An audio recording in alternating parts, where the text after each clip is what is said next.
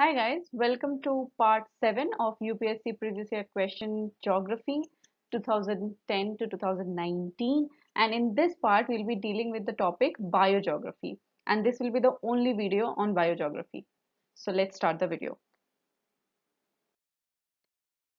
So the first question from the year 2013, contour bunding is a method of soil conservation used in option A, desert margins liable to strong wind action, option B, low flat plains close to stream courses liable to flooding, option C, scrublands liable to spread of weed growth, option D, none of the above. So it's an easy question if you can think a little, and please pause the video. I'll discuss the answer. So the answer is option D, none of the above. Because अगर आपने कभी भी पढ़ा है तो contour bunding, terrace farming, ये सब type के जितने भी सॉइल कंजर्वेशन टेक्निक्स होते हैं, these are used in hilly areas. तो आप देख सकते हैं कि जो A to C जो ऑप्शंस हैं, इसमें से कहीं भी हिली एरियाज मेंशन नहीं है. डेजर्ट है, लो फ्लैट प्लेन्स है, स्क्रबलैंड्स है. So it was wrong. Option D, none of the above, was quite an obvious answer. और अगर हम कॉन्टोर बंडिंग के बारे में थोड़ा सा जानने की कोशिश करें, देन क्या होता है कि आपका जो कॉन्टोर बंडिंग है उसमें हम क्या करते हैं, काफी सारे स्टोन्स वगैरह कलेक्ट करके, जैसा आप पिक्चर में देखिए ये कॉन्टोर बंडिंग है. स्टोन्स वगैरह कलेक्ट करके थोड़े थोड़े डिस्टेंस पे रख देते हैं. उससे क्या होता है कि हिली एरियाज में प्रॉब्लम क्या होती है कि बारिश होती है और बारिश के साथ आपका पूरा सॉइल जो है वो लीच कर जाता है, नीचे बह जाता है सारा सॉइल. तो इसीलिए क्या होता है कि आपका जो अच्छा टॉप सॉइल होता है वो हम लोग लूज कर देते हैं और काफी सारा सॉइल बर्बाद हो जाता है. सो ये सॉइल कंजर्वेशन करने के लिए ये जो है ये टेक्निक यूज की जाती है. ऐसे पत्थर लगा देते हैं ताकि जो पानी है उसका फ्लो को रोक सका जाए और वो जो सीवियर रेन वाटर फ्लो होती है वो ना हो. ओके. और एक चीज है कि आप ये पिक्चर देख के टेरेस फार्मिंग से इसको कंफ्यूज कर सकते हैं, क्योंकि दिखने में ये काफी सिमिलर लगता है टेरेस फार्मिंग से. अभी कॉन्टोर प्लफिंग और टेरेस फार्मिंग में क्या अंतर होता है कि कॉन्टोर में आप जैसे देख सकते हैं, यहाँ पे हम कोई चेंजेस नहीं कर रहे in the slope of the hilly hill. But जब टेरेस फार्मिंग होता है तो हम लोग क्या करते हैं, स्लोप्स में थोड़ा चेंजेस करते हैं. कैसे कि ये जो स्लोप है यहाँ पे हम लोग क्या करें, कॉन्टोर बंडिंग में हम सिंपली एक पत्थर ला ला के रख रहे हैं सो दैट पानी के बहाव को रोका जा सके, वाटर फ्लो को रोका जा सके.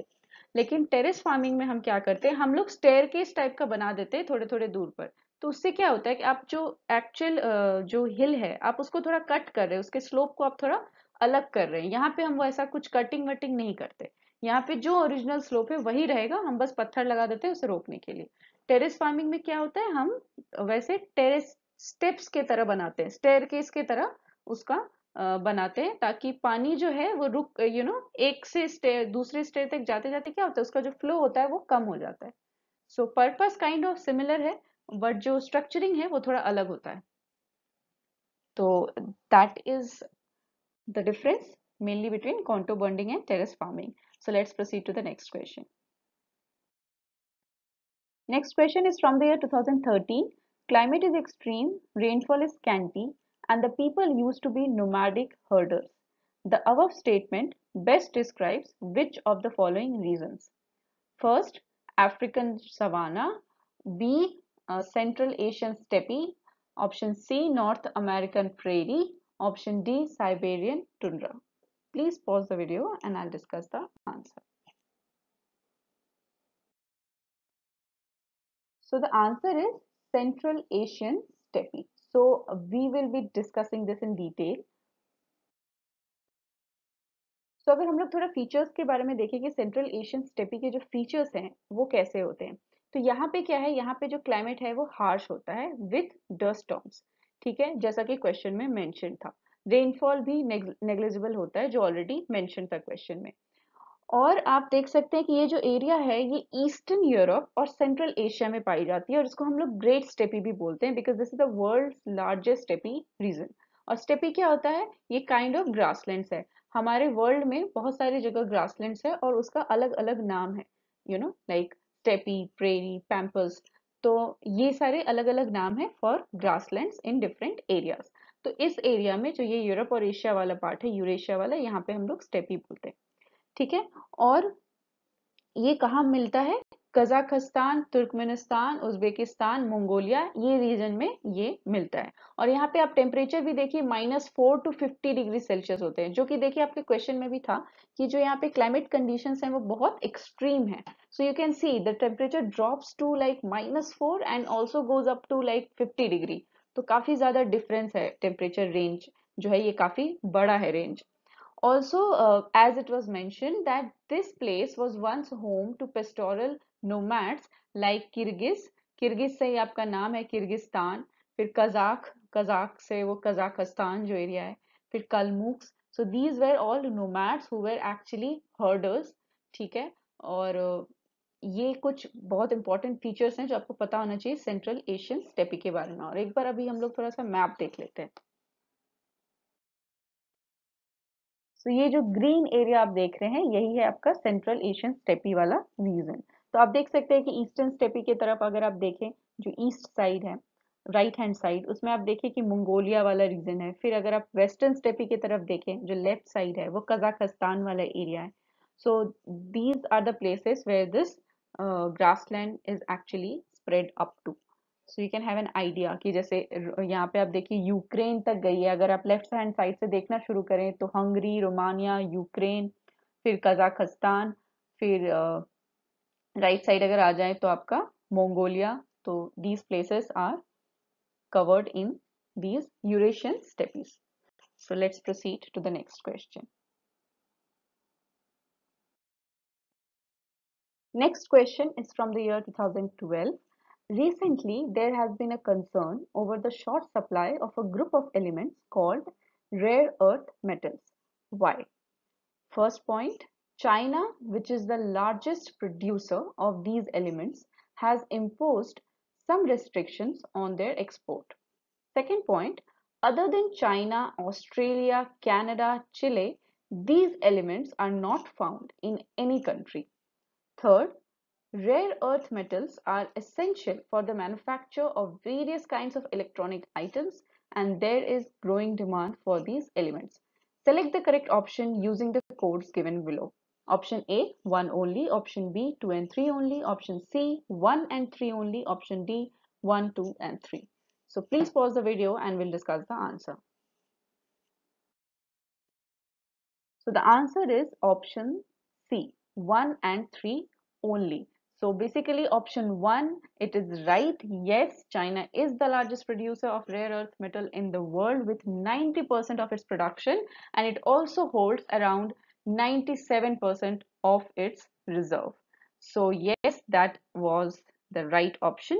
Also option 3, rare earth metals are essential for the manufacture of various kinds of electronic items, and there is growing demand for these elements. This is also right. But option 2 is not right, that other than China, Australia, Canada, Chile, these elements are not found in any country. This is not right because India itself is the third largest producer of rare earth metals.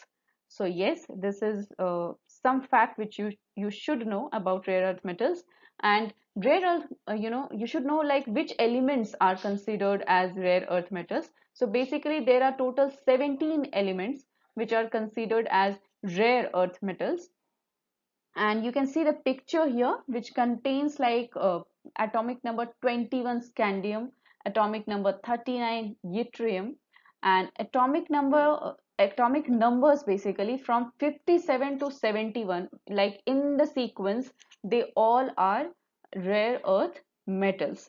So I'll just say the names: lanthanum, cerium, praseodymium, I don't know, praseodymium, neodymium, promethium, samarium, europium, gadolinium, terbium, dysprosium, holmium, erbium, thulium, ytterbium, lutetium. नाम रखने में बहुत ज्यादा मेहनत नहीं की इन्होंने, last में आम आम आम है बस। तो बस यही सारे नाम है, आप थोड़े बार देख लो, थोड़ा आइडिया हो जाएगा, ताकि अगर ऑप्शन में दिख जाए ऐसे अम तो समझ में आ जाएगा कौन सा हम रेयर अर्थ मेटल था। ठीक है। सो या this is some fact which you should know about rare earth metals. Let's proceed to the next question. Next question is from the year 2011. With reference to micro irrigation, which of the following statements is or are correct? Fertilizer or nutrient loss can be reduced. Second point, it is the only means of irrigation in dryland farming. Third, in some areas of farming, the reseeding of the groundwater table can be checked. So select the correct option using the codes given below. Option A, 1 only. Option B, 2 and 3 only. Option C, 1 and 3 only. Option D, 1, 2 and 3. So please pause the video and we'll discuss the answer. So the correct answer is option C, 1 and 3 only. Option 2 is not right.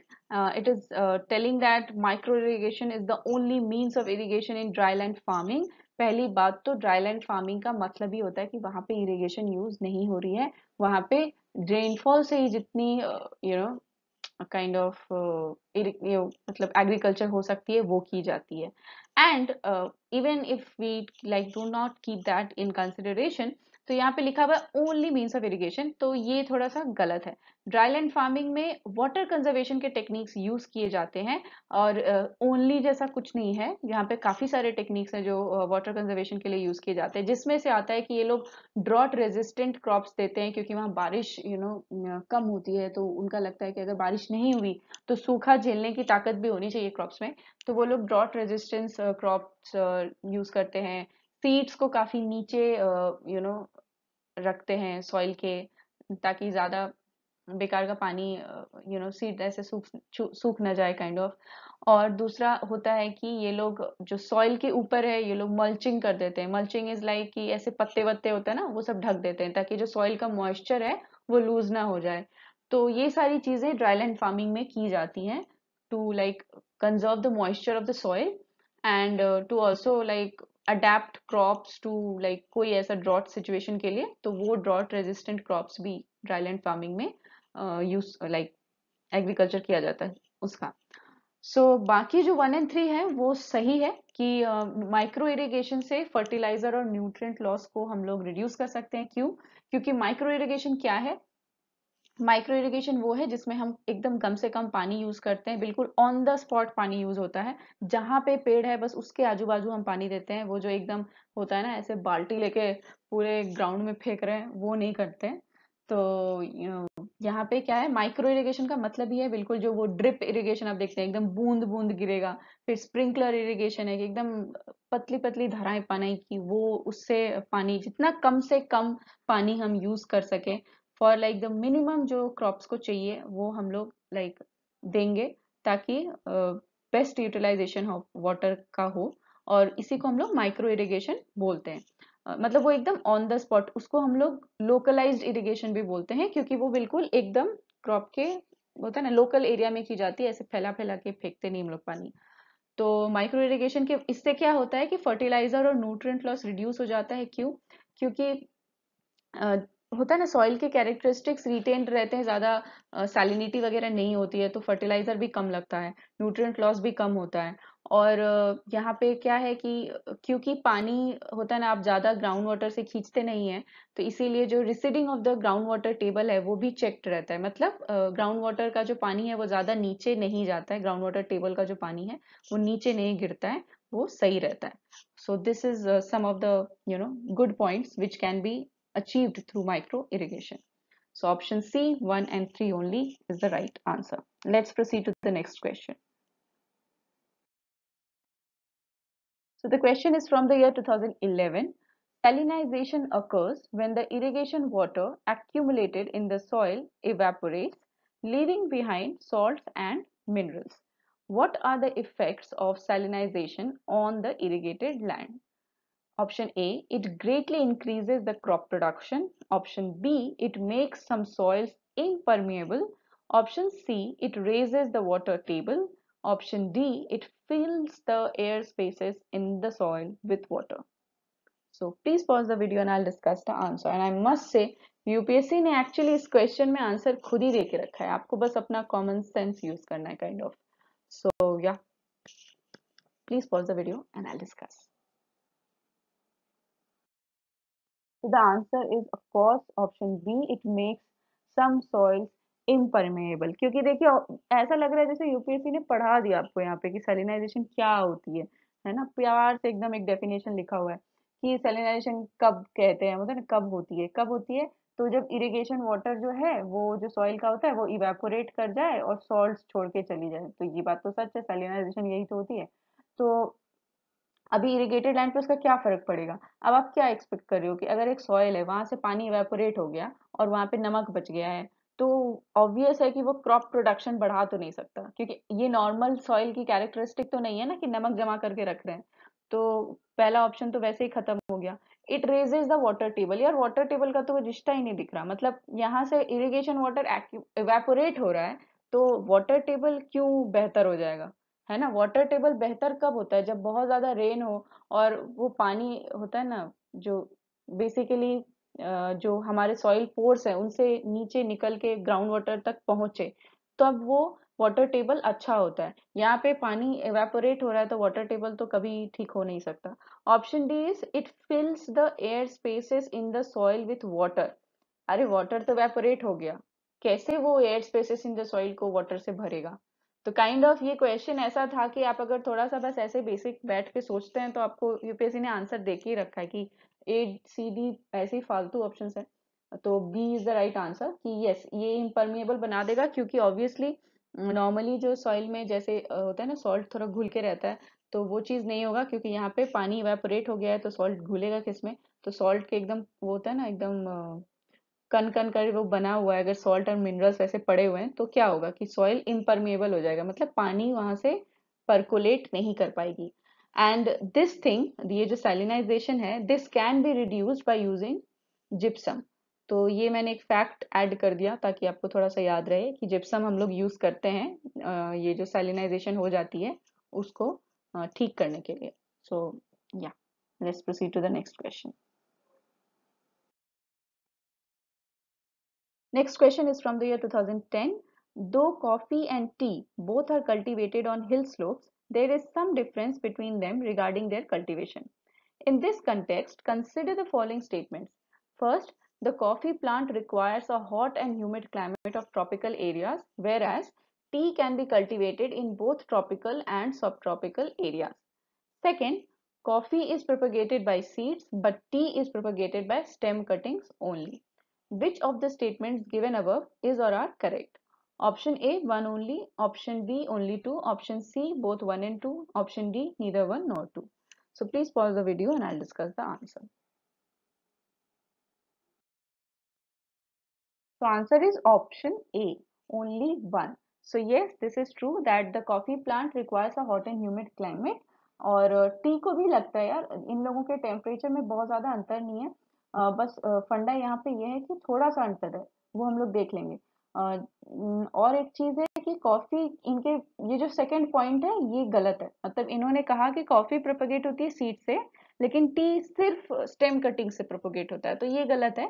T भी seeds और leaf cuttings ये सब से propagate होता है, stem cutting से भी propagate होता है।